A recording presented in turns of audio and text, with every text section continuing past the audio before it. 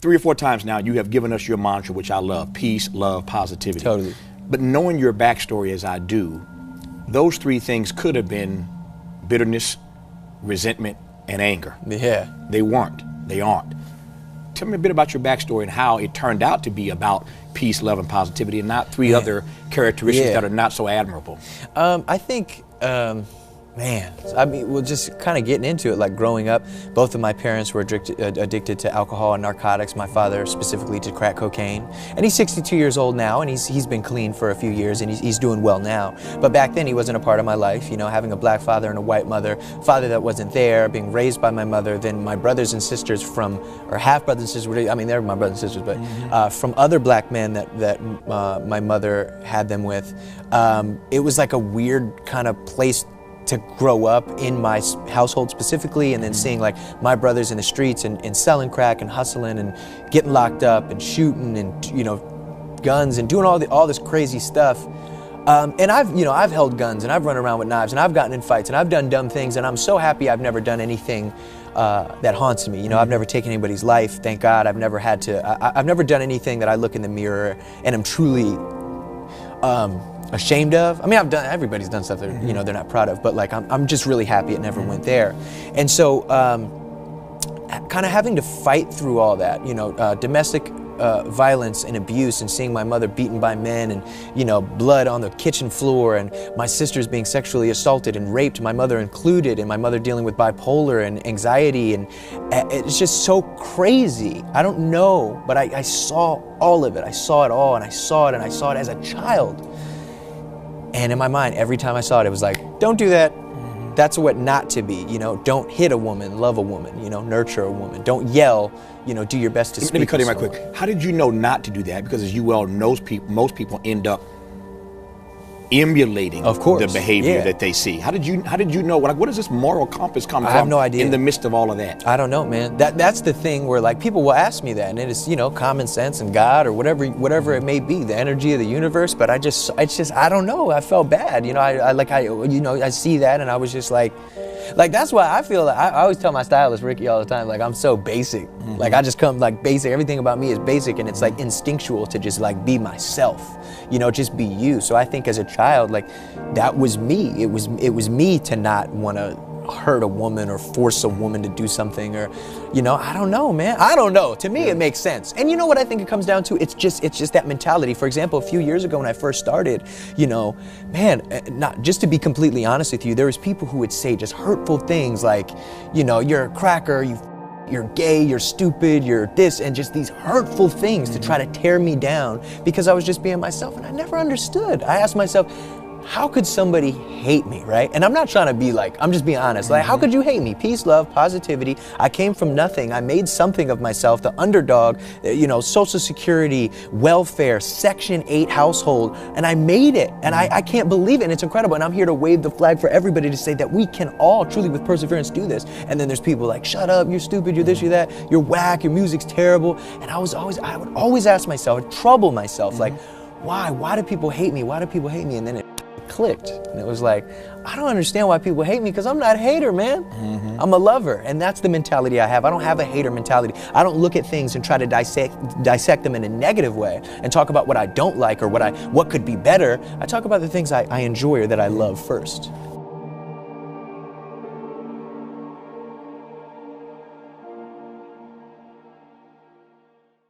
This notion of people listening to your music and saying it's whack. Yeah. There may be some of that you're getting because of the way you look. For sure. Oh, yeah, for sure. And there may be people who legitimately don't like your sound. Which is fine. We all have to be open to critics. I've got them, you got them, we all have critics.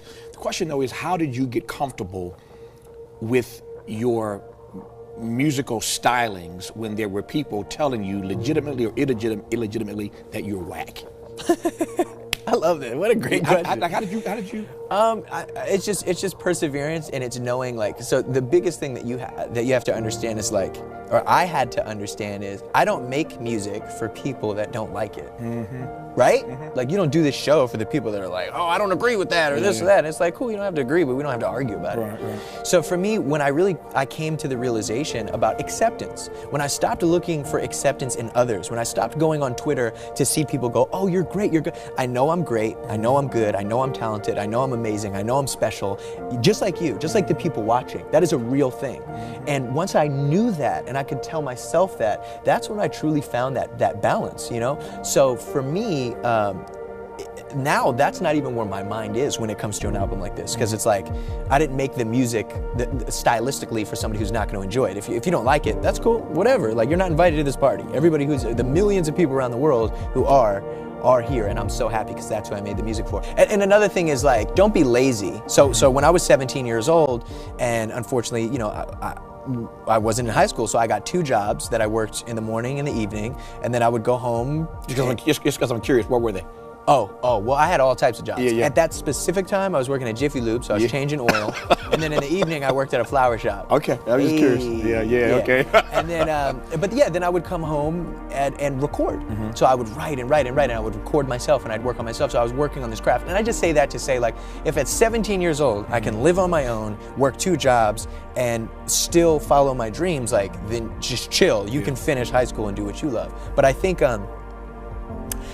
I don't know, what pushed me to kind of get where I am today, it is others. It's others, man. Like, I mean, I've read some books. I'm a much more visual person, an audio person, but, you know, like Think and Grow Rich and just the true secret of this kind of unspoken thing. It's exactly like there's a language of success. And when I was explaining about haters, right? I don't understand why people hate because I'm not a hater. It's also like, go get it, like, go do it. Like, there's nothing should ever stand in your way.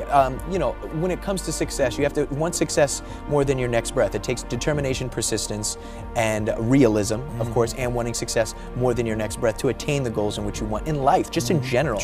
And so I feel, a lot of people go, well, you know, I would do it, but, and that's it right there. You know, I'd go to school, but I can't, or, you know, but unfortunately, like, my mother's sick, or but this, and I have to be there. And it's like, I get it, and this is a part of life, but if you want it, you have to do it, because I think the worst thing in the world is looking back in your elder years being filled with regret.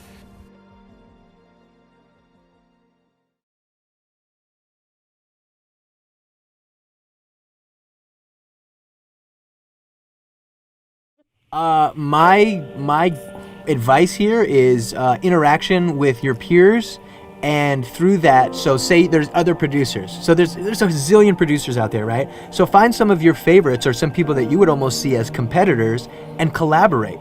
If you work with somebody else, you guys are always trying to outdo each other, but it's such a friendly competition that their listeners on their YouTube and their Twitter are going to find out that you guys are working together, and then they're going to want to hear what you're doing with this guy or that guy, and then through that, then other rappers are going to start to hear what you guys are doing together or even individually, and then want to mess with you, and then that rapper might have, you know, 2,000 followers or 5,000 followers, whatever the case may be. So to be quite honest, I think it's, especially in this day and age for personal branding, there's 2 things. There's one, you should, you know, do little vlogs and talk about who you are and the things that you like and the things you enjoy. How do you produce? Is it FL Studio? Is it Ableton? Do you use an MPC? Do you like the keyboard? All these things. Do tutorials. How to make beats. How to this, how to that. You want people to tune in and go, I like this guy, so for everything I want, I'm gonna come to him. Whether I wanna buy a beat, whether I wanna learn how to make a beat, or whatever the case may be, it should be all about you. You wanna be the shit, you know what I mean? So I would say just have fun and connect with others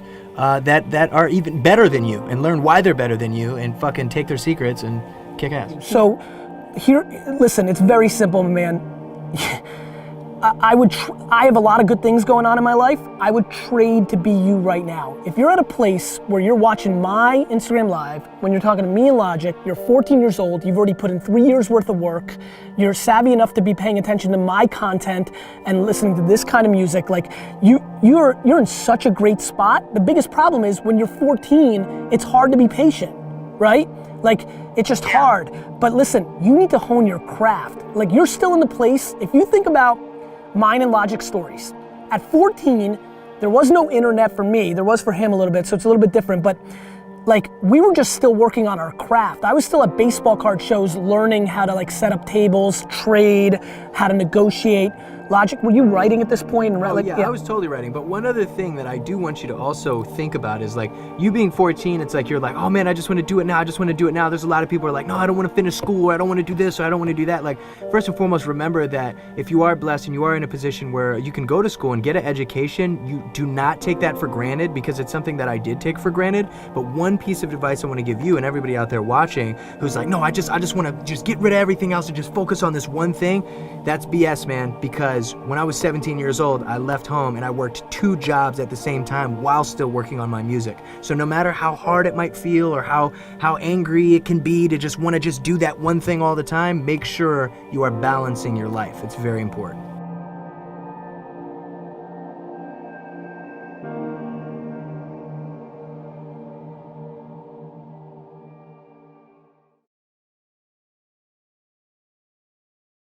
If I could really just give people one piece of advice, you know, and just pass this along, and one thing I want you to take from this is that, like, we are all the commanders of our own destiny. It's kind of just like having that self-confidence. The music, me doing something where I was like, wow, I made this. Like my first album, when that came out, I was like, whoa, I made this. This is something I like put all my energy into, and it's out and it's released to the world on a professional level. I was so proud of myself. But let's do it again. I didn't have time to be like, yeah, my first album, yeah, people like it. It was like, okay, we did good. It didn't suck. What are we gonna do again? We gotta do another one. Then I did that one. Okay, people like it, let's do a third one. You can't get caught up in just all the other things. You know, I really was like, even still to this day, I have my fun, but it's focus. I just wanna let y'all know that life will throw you a ton of curveballs. It's scary, but like, if you believe, man, you know? If you believe, and if you want it, and if you want to work hard enough for it, it can be so. Because there's no difference from me and you. I just really wanted this shit. I wanted it bad. You know, and I didn't want to be a failure. And nobody's a failure in this room. Don't ever think that. We can all win. And that's it.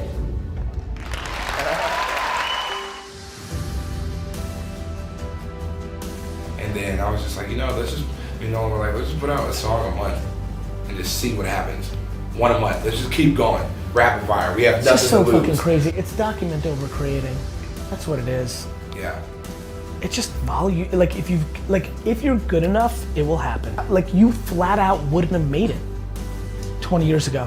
Yeah. Like chance. Like I mean it. Like yeah. It was just too many gatekeepers, and now the market's the gatekeeper. Yeah. The internet's the middleman. And now what's holding people back is they're using the old model, right? They think they gotta put out an album every 3 years. They need to be putting out a fucking song every day. Now, you may not be good enough to put out a song every day, but if you're good enough to put a song out every other day, then that's what you do. And if you're not good enough to do that, you put out a song every 3 days. And if you're not good at that, but whatever it is, you gotta put out those songs. Do you know Prince's 7 best songs of all time never made it to the world? Oh, really? Well, no, I don't know, but I know this. But yeah. That's the point. The point is Michael Jackson's 6 biggest hits were like, let's not put that on the album. That's it. It's gone. He's the #1 rap song in the country right now, and we almost didn't put it out. We almost didn't put it out. No, but honestly, the thing that was interesting for me, yeah. No, really, that's it. And listen, people sit there and see their contemporaries go, and you felt it. You felt like, damn, I should be there. And now the internet's the answer. SoundCloud's the answer. Spotify's the answer. iTunes the answer. Vlogs are the answer. DMing me, D-Rock on Instagram to get your song on Daily V is the answer. Every single rapper, every single artist should literally DM and email and message every single vlogger that has 100,000 views per video in the world and give them free music to put in their vlogs. Yeah. You gotta learn how to right? the internet. It's distribution. Now, if the song sucks, nothing's gonna happen. I promise you'll put out a song next week and it won't do well. Yeah. And by your new standards, right? It'll do fine. But you might love it the most 17 years later. Yeah. Like, what are you gonna do with it? The fuck was your plan with the song? Yeah. You made it. What the hell are you gonna do with it? Just keep it on a drive? Nah, you gotta put that shit out. And you know that you make a good point, because I feel like even back then, I think the only thing keeping me from putting it out. reaching success, or not even Oh, putting back it in out. the day. Sorry, back in the day, or a couple of years ago. Yeah, back in the day. just- Back in the day, 2014. Yeah, 2014. Yeah, exactly. I think the only thing probably keeping me from like that is, you're right, just like content and just like releasing the song. It's like we just released the song. We just put the shit out. Once you stop worrying about what everybody says for real. Yeah. For real. And I mean your friend from around the way, and Jesus, and XXL, and Boyd, and like anybody. Once you actually go there and you just make a binary decision that I'm an artist and I believe in my stuff and it's all my stuff, the good, the bad, and the ugly, then it's game over. And you know what? He recommended this one article to me that I read that it was Pharrell, and I feel like I read that right before we started putting out these songs just every month. And Pharrell was just talking about like not being extra attached to your music. He's like, people like love your music, love making music. He's like, but people like see their music as themselves, and so they you know what I'm saying, they're so worried about putting it out, and they always want to make sure that it's a hit, and they're just trying to chase success with it. You know what's like, funny? You make music, people make hits. People determine something as a smash. You just make music.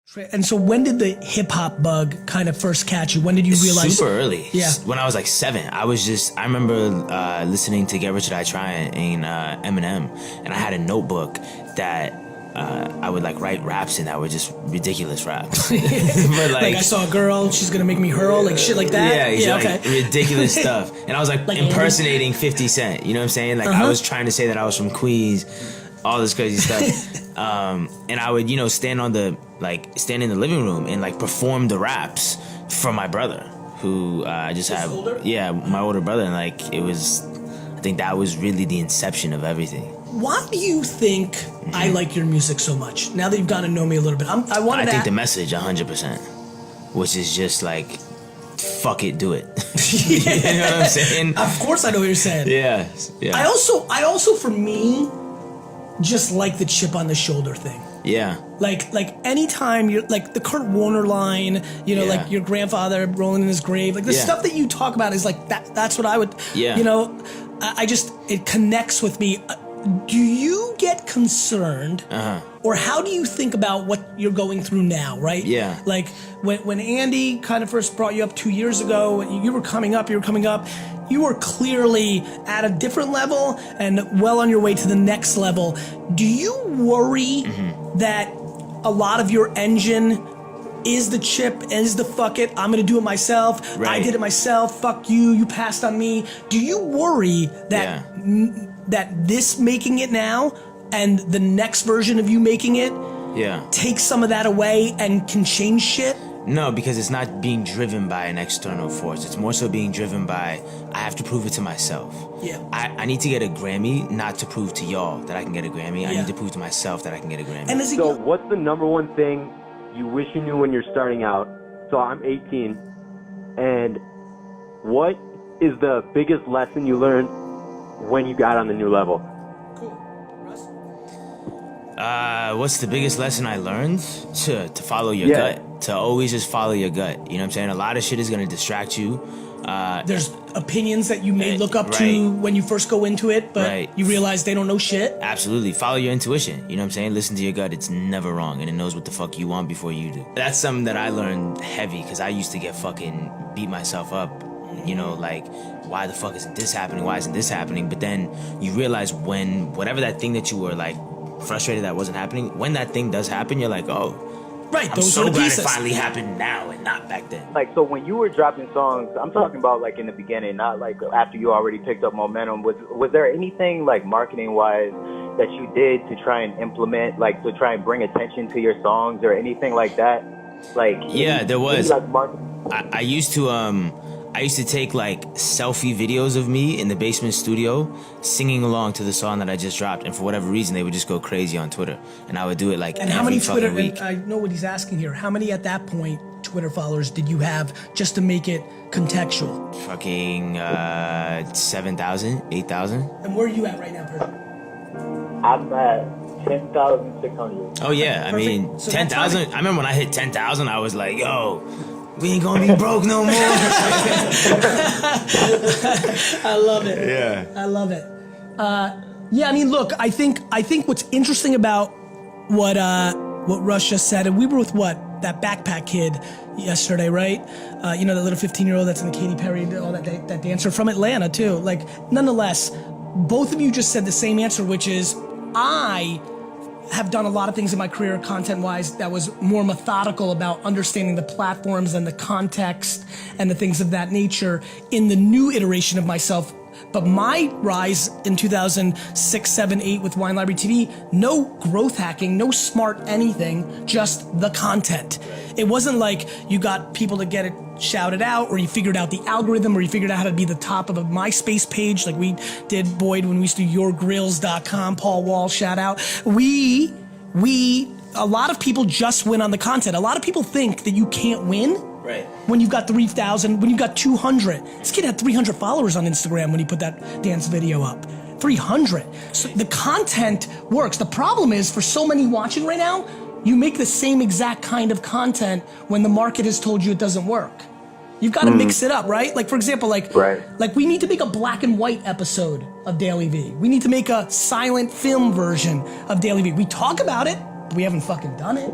So like, even me at the game that I'm playing at am not experimenting enough, in my opinion. Everybody out there needs to experiment. Yeah. You just one time did it, singing to your own song, and that became the thing that you answered this man's question with. Right. And you know, you got to keep in mind, bro, is that especially with music, people love to see like almost the insight to the person who really did the song. So when they see you singing your own shit, what I think why it resonated is because it's like, oh shit, like he really did make that song. Like, you know what I'm saying? Like, it kind of, people want to see behind the cloak, right? Yeah. People want to see the other side. Exactly. About that though, Go that with what you just said, okay, so like, say you were doing those videos, right? It wasn't like a moment where like you just like all of a sudden 100,000 people just hit up your SoundCloud. It was just like, it was gradually. It gradually happened. Doing videos. Yep.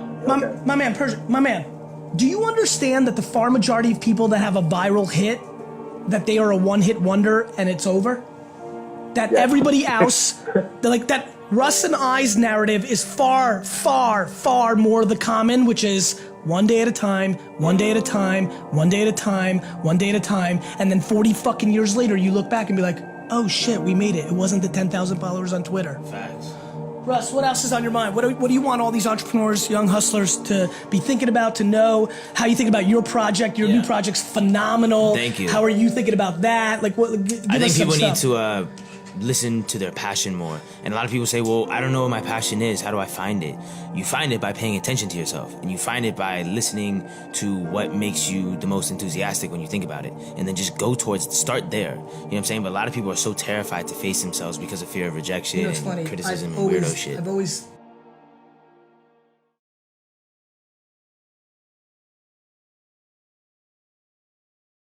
always been asked that for a decade now. I just thought of something while you were talking. This is the most cliche thing. He's 100% right.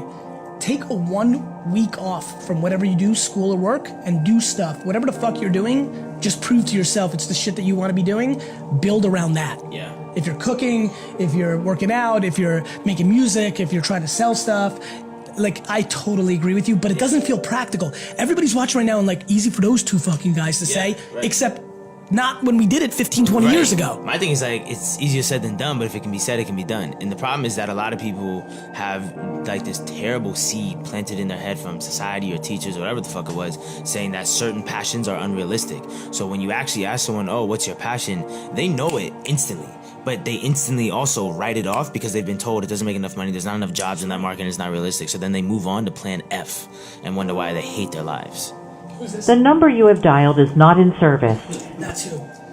I fundamentally agree with that. It's never been more practical for that to happen because the internet is now the middleman. Right. Like, your story and my story is literally the cliche story of crush it. Like, because the internet came along, you didn't have to move to LA and be discovered by some guy or gal that put you on. You went to the consumer and built the leverage to then pick and choose how you wanted it. If you don't mind sharing, what was your strategy from going from like 0 followers on social media to getting to like 906,000 and over, if you don't mind sharing. Yeah, it was literally put out as much shit as possible at a high level, like quality and quantity. They always said, oh, you have to pick quality over quantity. I was like, why can't you just do both? Why can't you have high quality and high quantity? And that's kind of what broke the fucking system. That's what did it, is that, you know, the first song I put out didn't get 1 million plays in the first day. The second song didn't either. The 50th one didn't either, but on the 98th one, it did. You know what I'm saying? Was it actually 98, or are you just kind of spitballing numbers? Yeah. Okay. Good. Yeah. I think it's 98, 99, some shit like that. But content is key. Just put out a shit ton of shit. It just has to be good. Both of you guys, I mean, how do you guys gain that self-belief and self-confidence, you know, at the start of your career to be so successful? Because, I mean, in Russ, in your booklet and your album, you talk about how it's so imperative to be confident and have self-belief to be successful. You want me to tell, like, honestly, the truth is you have to be born with it. Or number two, how you can kind of curate it is you run directly headfirst at fear. Like, wildly crazy at fear. Like, if you're scared to go on stage, go on stage. And then afterwards, you're going to be less scared. And then do it again. If you're scared to go up to the girl and talk to her, go up to the girl and talk to her. Like, anything you're scared of, you can actually just attack it. And then right, the you fear can just sit there and be like, fuck invigorating. it, I'll do it myself.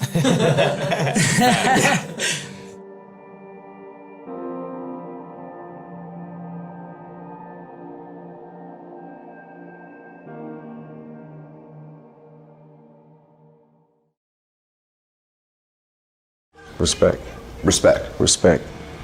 You know, not to sound corny or nothing, but I felt like a fighter coming up, man. I felt like, I'm being attacked for this reason or that reason, and I got to fight my way through this. So you had to change schools every couple months?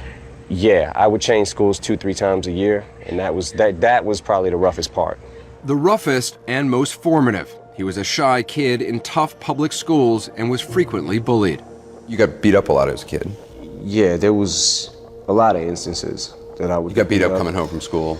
Beat up in bathroom, beat up in the hallways, shoved in the lockers, you know, just for the most part, man, you know, just being the new kid. Hip hop has always been about bragging and boasting, and I'm better than you with this, and I'm better than you with that. And I finally found something that, yeah, this kid over here, you know, he may have more chicks, like he may have better clothes or whatever, but he can't do this like me.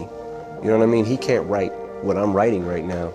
And it started to feel like, you know, maybe Marshall's getting a little respect. I've heard you say that you bend the word. Yeah, it's just in the enunciation of it. Like, people say that the word orange doesn't rhyme with anything. And that kind of pisses me off because I can think of a lot of things that rhyme with orange. What rhymes with orange?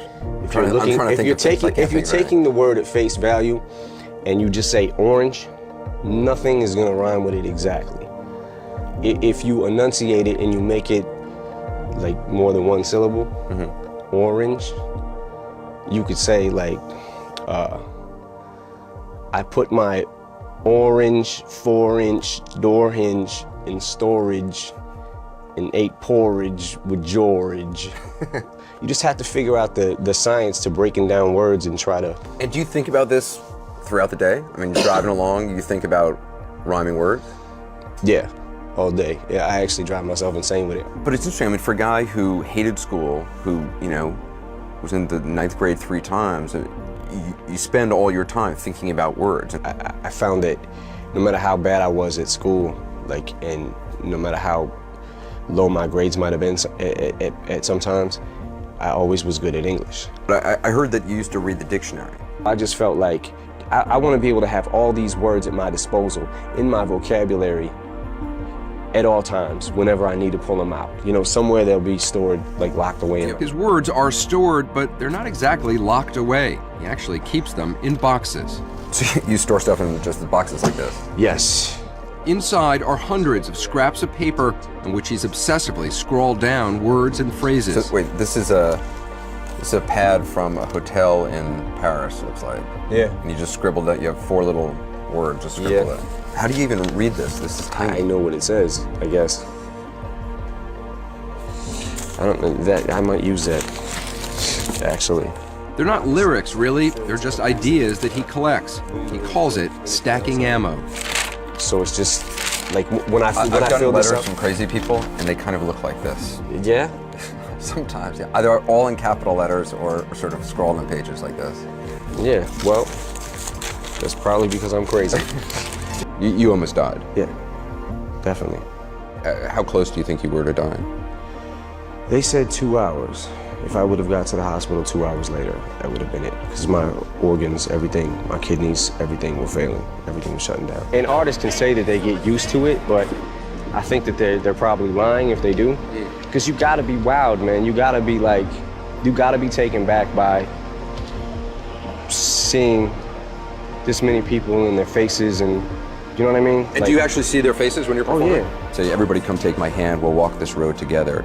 10 years ago, could you have imagined yourself rapping something like that? Probably not. You know, I don't want to go overboard with it, or too, you know, but I do feel like that if I can help people that have been through a similar situation, then, you know, why not?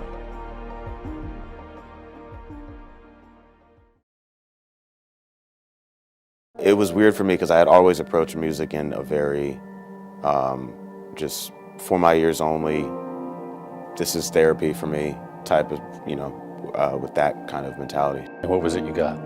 I got this sense of freedom. It just made me feel like I was really, you know, getting over something, or I was really making headway and working in, you know, on a problem or an issue. And just that feeling of self-improvement really attracted me and pushed me forward. I was going for a sculpture of myself. You know, I was going for making a mirror image that I could really sit back and analyze.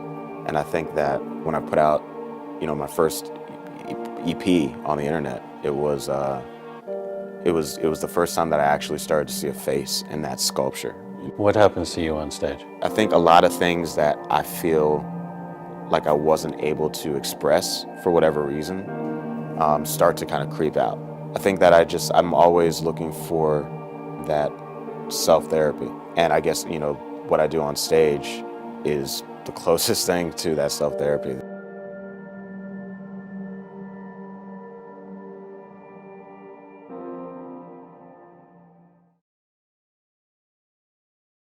But you were like a hustler, Yes. like, and I don't mean that in like the typical way we hear the word hustler in like the hip hop community. Like when you had a job to do, you'd take the package, you run down the street, Yes. you run back and say, what can I do next? Yes, yes. I really felt that if I could be trusted with delivering a tape, to be the best tape deliverer, that maybe I would get a chance to have the responsibility for something else. And I set my eyes on the record business and getting a chance to be in charge of the artists. And so that was my work ethic. And you built this empire that has obviously resulted in you have many millions of dollars, maybe even close to $1 billion. Is that a goal of yours to make $1 billion? No. It is not? No, okay. You have. My goal is to be happy. Your goal is to be happy.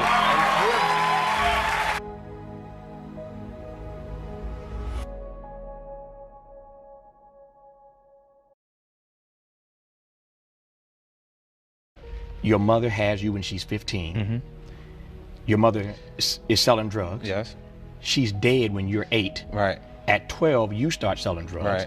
At 15, you're the drug kingpin in your neighborhood. 150 grand a month. Doing pretty well. Not 150 grand, but that's what. How close? Less than that. A little less than that. Okay. Whatever it was at 15, it ain't bad money. At 15, how does? Two questions in that regard. If you knew that your mother sold drugs, right, and you knew your mother died when you were 8, right, because she was caught up in that drug culture, why at 12 and 15 you decided to do the same thing? Because it was nothing to make reference to that was a part of the lifestyle that I aspired to. You know, when you point out that my mom had me at 15, the only option at that point is welfare or the street. You know, there's not even a blue card for you to work if it's not the middle of the summer. As an adult, how do you regard your mother? How do you look back on your mother's life and legacy now? Well, you know, the things you go through make you who you are. So because I don't regret where I'm at, I can't regret my experiences. You know, and I know what our intentions were, you know, and what mine were initially, just wanting better life at that point, you know, and I went into that space. What happened is the things that I've seen made it a legitimate option prior to, it doesn't seem like one of the options, it's like the only option when you're 12, you know, like What people didn't understand was when I actually started hustling, I still had to be two people. I had to be aggressive enough to get by in the environment, and then I had to come in and straighten up and be my grandmother's baby. Like, I wasn't even allowed to curse in my grandmother's house, you know? So it's different than the perception of things. What does it say to you that at 15, you were smart enough to know mathematical percentages, how to divvy stuff up, how to count cash, how to invest cash? You knew all that at 15, but you were caught up in a drug culture. Right. The question is, what does it say to you about what black kids, black men, black boys are capable of if given the opportunity? Well, I wasn't even the best one out there. Yeah. So there's You people weren't even out the there best. that are far more advanced in that actual space. So it's like, it makes me feel like there's opportunities there, and that they're not actually seeing those opportunities. It makes me feel like, without having everything that comes out of my mouth be something that you would say, that guy's a role model, I'll be an inspiration and inspiring to the people that come from the circumstances I come from. And it gives me a bigger responsibility, not just myself, but for other people, so they can have an example of how they can make it. And not living in a house with both of your parents isn't an excuse for you not making it, or not having anything initially isn't an excuse to not make it. You know, for me, I don't see, at this point, I tell them good luck if they think they can make me feel like I can't do something that I set my mind on, you know? Because I already come so far from where I come from that it's impossible for you to discourage me. The actual system wasn't prepared for me. You know, I thought I was ready in '97. Right. And I didn't have a major record company marketing to promote my project till 2003. Right. You know, so for that time period, I had to run on my own energy. You know, I had to convince myself that I'm gonna make it. You know, regardless of how people felt at that time. And what it does is it makes you feel like, well, it made me feel like there's gonna be points that people are gonna mistake my confidence for arrogance, because they don't understand the process I went through. And how much I had to believe in myself in order to make these things happen. I feel like you can will yourself into a good space. Things that are meant to happen will. And if you believe in yourself enough, you can help yourself learn. You can inspire, yourself in different ways where you can actually discipline yourself. To the point that you can become good enough. Like from '97, like when I started writing, it was full time. Like every day I was writing music because I had no choice. If I was gonna stop hustling, then how was I gonna provide or continue the lifestyle that I created for my son's mom, my son, and myself? Well, when you don't see limits, because like if you're coming from a space where you're actually ambitious, I don't think ambition is a learned behavior. I think it's a part of a person's natural character. So I'll always, no matter what I accomplish, you're gonna see me back at your show saying, I think I got another idea, I can make this work. You know what I mean? Like, and you're gonna be like, this guy just won't stop. But I'm telling you in advance, you'll see me again. But like, I think that means that 50 just booked himself on the show again. That's what I think that means. Go ahead. Yeah, but like I'll always find a new goal set for myself and work towards accomplishing it, because that's what really excites me. That's what makes me happy. Like when it works. A lot of times there's nothing around to support it. It's just me. Like even Vitamin Water deal was one of the best deals I've been associated with, and there was nothing around to support that idea except my actual lifestyle. Right. Because I gained weight. A lot of people don't even know I gained weight during the tour from Get Rich or Die Trying to the Massacre. If you look at the cover of the Massacre, I actually had to draw the muscles back on. I'm turning to a little fat guy. I said, yo, give me a pen. I drew over the top of the picture and put it out as the actual album cover because those lines wasn't there anymore. So the Vitamin Water. Yeah, that was a substitute for soda, a healthier option for me at that point. And it turned into a $100 million deal. I went and I explored the possibility of being a part of the company, and they were open to it. Do you see yourself becoming a billionaire one day? Yes, but I'm not really focused on it because it takes some time. The question was, do you see yourself doing it? I can see myself continuing success. So at what rate, I'm just not, like, that's not my focus right now. I felt like after you accomplish enough, I'm already a billionaire compared to where I come from. I don't generally see things that I can't have. Like, it's an option. Like, when I look at Home and Exquisite Living, it was just a choice. I could have had that instead of the home that I bought in Connecticut, or I could have had that car instead of the 3 cars that I decided to have. So it doesn't feel like it's necessary. And you can have 18 bedrooms and you still only gonna sleep on 1 bed. You find that out after you have 18 bedrooms, because the ambition will lead you towards wanting those, the biggest possible things for yourself in life. And when you, one more question here, and when you reach that level and you start to move into the world that you moved into as a CEO and a mogul and somebody that thinks more about ownership, is there another level of lesson that you learn? Of course, you start to think about what you're genuinely after, and that's happiness. So I'll always pick a new goal and move forward in different ways. So I think ambition is a tunnel that you run through that doesn't end.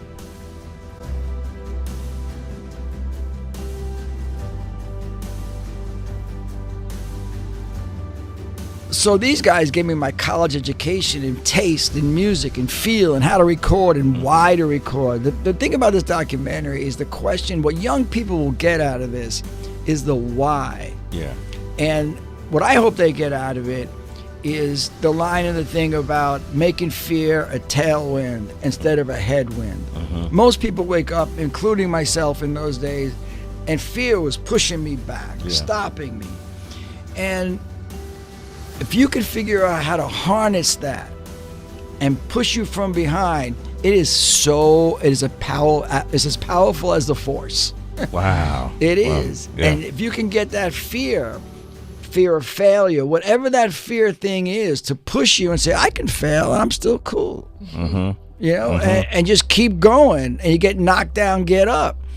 And that's what the documentary is really about. It's about a white and a black guy comes from 2 racially challenged neighborhoods and get together and just keep moving. No matter how many things break, no matter how many times it falls down. And it shows you how we learned that in our lives as individuals and recording engineers and producers, But that's the vibe of the documentary. Documentary is how to just take fear and get it out of the way. Get it out your system.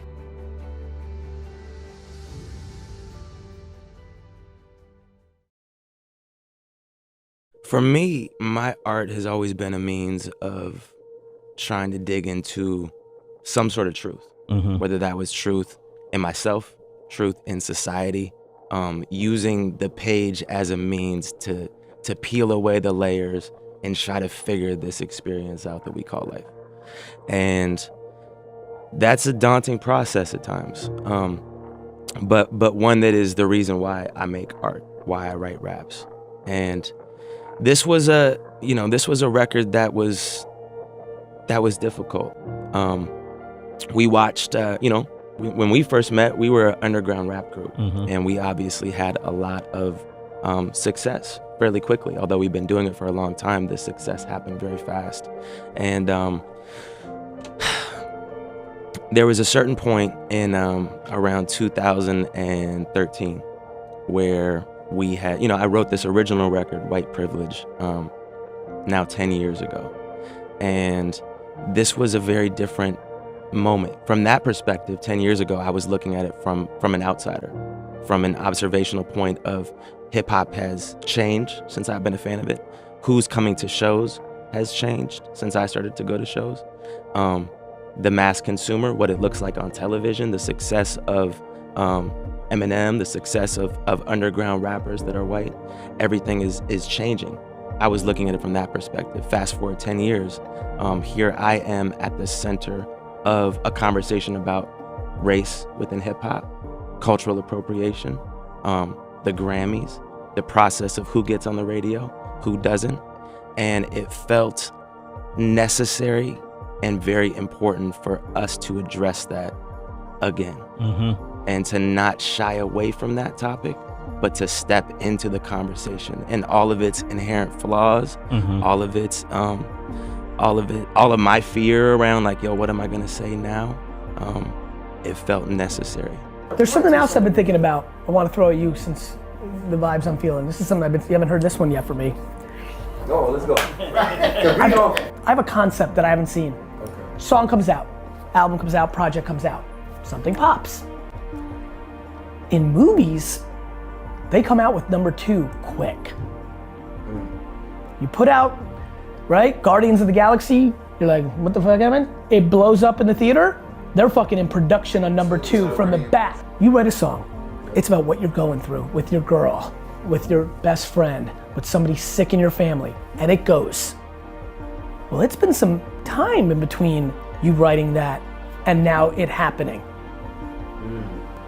To write the update and piggyback off the momentum is something I've never seen.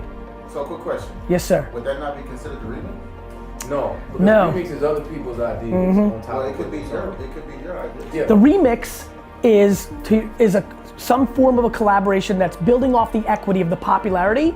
There used to not be anything called the remix. Right. I'm old. I grew up, like, there was no remix. There isn't something called the follow-up or the update, but I think it can happen. The speed in which you can do things, that fucking excites, because I'm in it for, you have to understand who I am as a listener. I'm in it for the story. You're not just talking about like going to the club and having fun, which is great. When you're telling life stories, life didn't stop. And if that song went, and you've got a couple more lines to add to the equation, that is super interesting. A project that took 2 years to come out, a song that resonates, a truth that there is a follow-up story, not fabricated, that you can get generated about. And then it comes out 11 days later and everybody's been feeling that song and now you're telling them what happened, you're feeding them. Wow, okay. I bet you didn't think that was coming today.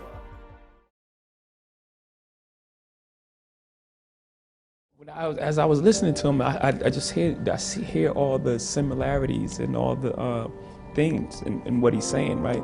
Because if you don't look at it as tickers and things like that, you're really just searching for the truth within, all that. And within all the numbers and all the chaos, you're just searching for the truth, right? And that's the key to being a recording artist, right? You're telling your story or finding your truth at the moment.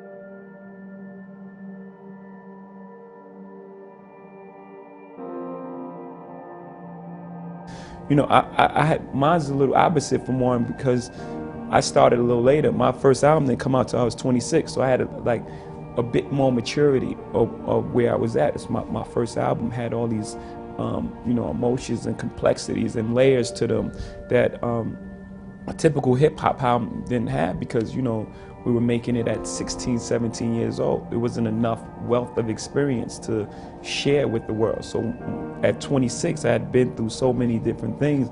I had so much wealth to share, with the world at that time. And from that starting point, I've never forgotten those things. Like you said, you never forget those true things that you stick to, your basic things that make you successful. And for me, it's that truth, finding that truth, the truth of the moment of where I am at the time. Not trying to cater to a certain demographic, or, not being something I'm not driving a truck over a bridge 10,000, the whole thing. Like there's so many similarities in what he was just saying. It's the discipline as well, the discipline to not get caught up in the moment. Music is like stocks too. There's the hot thing of the moment. There's this hot electro sound or the hot auto-tune voice or the hot whatever's new and exciting. And people tend to make emotional decisions based on that. They don't stick with what they know. This is who I am. This is what, this is what I do. And then they, jump on this next hot thing and, it's not for you. So for me, just having the discipline and having the confidence that in who I am, and if I go into a studio and if I find my truth of the moment, there are a number of people in the world that can relate to what I'm saying and it's gonna buy into what I'm doing. You know, not because it's the new thing of the moment, but because it's my genuine emotions. It's how I feel. It's how I articulate the world. And, you know, just having the discipline to just, you know, be yourself. Because you once said, as an artist, you are fighting against everything that's new and everyone's fascinations with new things. Yeah, shiny things. And when did you realize that not only did you have this ability with music and not to get stale, but recognize too, you have to be treated also, even though you love it, as a business, so that you don't end up, as so many do, they lose everything they have, they're in effect indentured to companies, and they're not masters of their fate. Yeah, that was the greatest trick in music that people ever pulled off, is to convince artists that you can't be an artist and make money. I think the people that were making millions actually said that. I think they set that whole thing up. You know, it was almost like shameful, like especially in rock and roll. You had to pretend that, you know, you got these millionaire guys who had to pretend as if they weren't successful at all, or it would be like a detriment to their career. You know, hip hop from the beginning, you know, just, it was always been aspirational. You know, just always broke that thing. You know, that thing that an artist can't think as well. And I think at the end of the day, as long as when you separate the two and you're not making music with business in mind, because you at some point it has to be real when they touch it, when they listen to it. You know, something has to resonate with them that's real. As long as when you're in the studio, you're an artist, you make music, and then after you finish, you market it to the world, I don't think anything is wrong with that. In fact, I know there's nothing wrong with that. So how, going right from the very beginning, you learned about the business of music because you couldn't. Well, we were forced. Yeah, we were forced in the beginning. I wish I could say we were geniuses and said we're going to start our own company. You know, that's not what happened. You know, in the beginning, we went to every single label, and every single label shut their door on us. The genius thing that we did was we didn't give up. We didn't say, because these guys, you know, we use that what do they know approach. You know, we didn't give up at that point. I think that, you know, that was the genius thing we did. We started selling our own CDs and we built our own buzz, and then the record company came back to us. So now we had a different negotiation. You know, it wasn't the same artist label relationship. Now we retain ownership in our own company, and it was the best thing for us, you know. And then on the tours, you are wise enough or big enough or something where you don't mind sharing billing with Eminem or Bono. Yeah, it's fun for me, for one, and for two, like we were saying in the car, like, you know, 1 + 1 is 3 for me. You know, I don't have that ego where I have to be the only guy on the bill or the only one that people look at. You know, I'm cool with going out with other artists. I've been doing it my entire career. You know, before Eminem, before Bono, it was, you know, R. Kelly or 50 Cent or, you know, DMX. You know, I've been doing it my entire career. I just believe that, you know, the giving people a better package. You know, that when they leave the concert hall, they want to come back again. You know, you can get them there the first time. You know, if what you're putting on is not incredible and impactful, then why would they come back the second time? You know, I think that's a lot of people make that mistake. You know, when they're hot at the moment, you know, they just sell them. You know, they sell off the name and sell off the moment. Yeah, the shiny things. You fall in love with shiny things. You sell off the moment, and then when people come to the concert, they don't have the experience. Well, we're over-delivering on the experience. You know, you're not only getting Eminem, you're getting Eminem and Jay-Z. You're not only getting Bono, you're getting Bono and Jay-Z. You can't help but leave that concert, you know, with almost like a once-in-a-lifetime experience every single time. That's what I'm trying to create.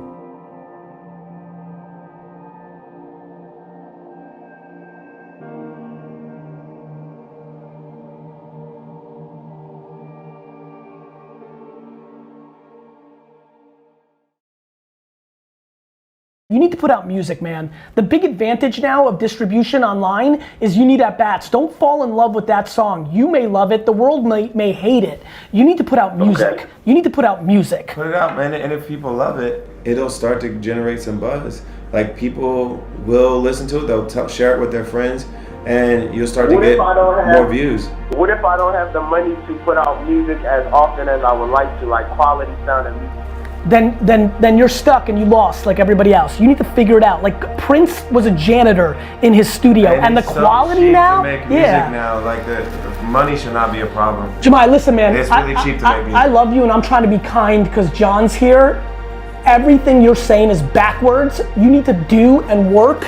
You're coming up with all the wrong angles, in my opinion, and I'm so pumped you called, because I'm hoping that this is the breakthrough moment.